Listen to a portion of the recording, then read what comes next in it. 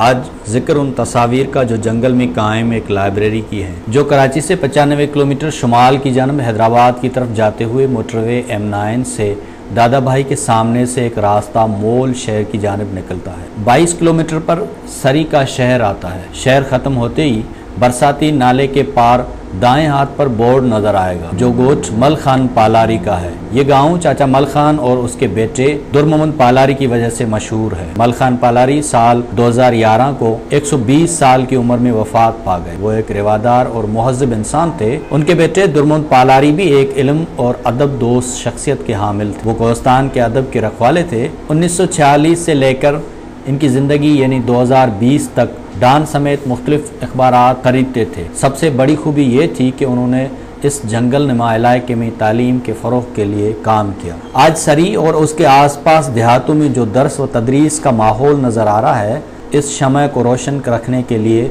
उन्होंने अपना भरपूर किरदार अदा किया। दुर्मोहम्मद पालारी की सबसे बड़ी दिलचस्पी ये थी पूरे कोस्तान के लोग तालीम हासिल करें। उस्ताद उनके आइडियल थे। इनका ये एक मिशन था, नौजवान अदब में दिलचस्पी लें। वो शायरों के सरताज अजीम फ़लसफ़ी शाह अब्दुल लतीफ़ भिचाई के पैगंबर थे। उन्होंने पूरी दुनिया की तरक्की पसंद अदब को पढ़ा, इनकलाब को पढ़ा। वो ये सब कुछ खामोशी से करते रहे। वो मेहमान नवाज और तरक्की पसंद दोस्त थे। दुर्मोहम्मद पालारी 3 दिसंबर 2020 को हमसे जुदा हो गए। वफात से पहले उन्होंने अपनी ज़ाती लाइब्रेरी का कमरा बनाया था। अगस्त 2020 को जब वो मेरी वालदा के वफात पर फातह ख्वानी पर आए थे तो उन्होंने बताया कि दिसंबर 2020 के आखिर में वो अपनी लाइब्रेरी का बाज़ाब्ता इफ्तिताह करेंगे। उस मौके पर अदबी प्रोग्राम मुनक्कद करके सिंधी और उर्दू अदीबों को दावत दी जाएगी। लेकिन सद अफसोस कि उन्हें ज़िंदगी ने ज़्यादा मोहलत न दी और ये ख्वाहिश पूरी ना हो सकी और उसी दिसंबर के महीने में ही हमसे बिछड़ गए। उनके पास किताबों का बहुत बड़ा ज़ख़ीरा था। मैं सोचता रहा कि पता नहीं उन हज़ारों किताबों में क्या होगा। उसके बेटे सब पढ़े लिखे हैं। जब भी मिलते थे उनसे लाइब्रेरी पर बात होती थी। 3 दिसंबर 2021 को जब उनकी पहली बरसी तकरीब की दावत मिली तो दोस्तों के साथ वहाँ पहुँचा।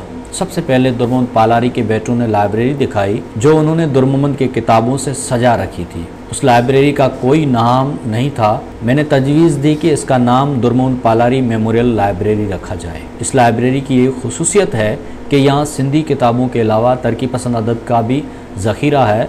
वो किताबें ख़रीदने की हौसला अफजाई करते थे। वो कहते थे किताब जो ख़रीद करता है वो पढ़ता है, मुफ्त किताबें लेने वाला कभी पढ़ता नहीं।